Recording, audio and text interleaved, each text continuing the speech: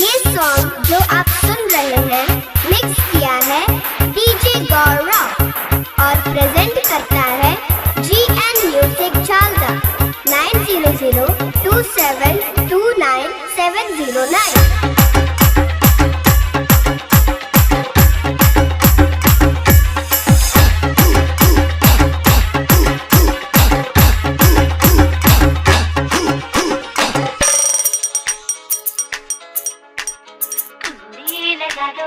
কি বলছে গো? बत्ती बुझा दो, তারপরে पर्दे गिरा दो, কেন? चुपचाप आंखें चार करेंगे, कमरे में प्यार करेंगे, कमरे में प्यार करेंगे। বাবারে बत्ती बुझा दो, ও বা पर्दे गिरा दो,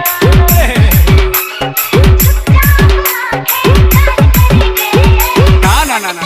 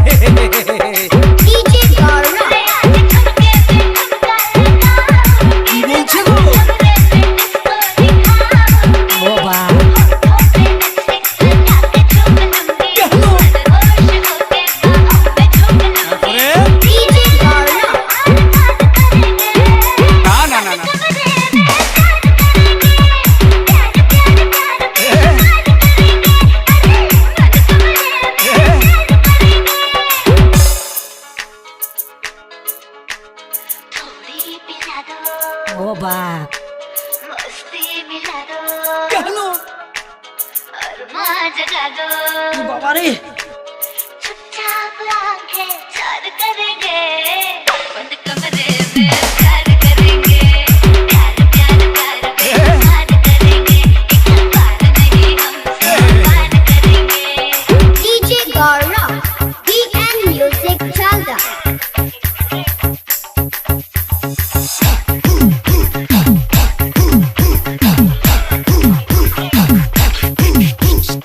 डीजे गौरव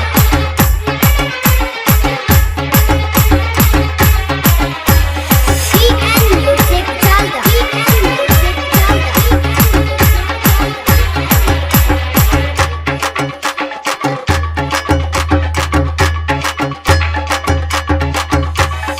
डीजे गौरव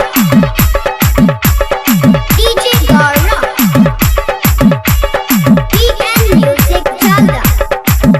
सारे आँखों से अपने खिलाऊंगी, हर रोज में अच्छा मिलाऊंगी। रे खाली हाथों से अपने खिलाऊंगी, ও বা रोज में अच्छा मिलाऊंगी।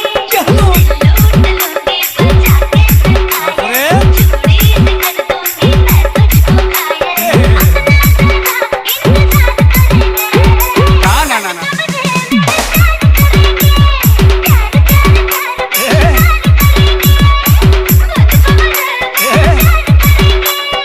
डीजे गौरव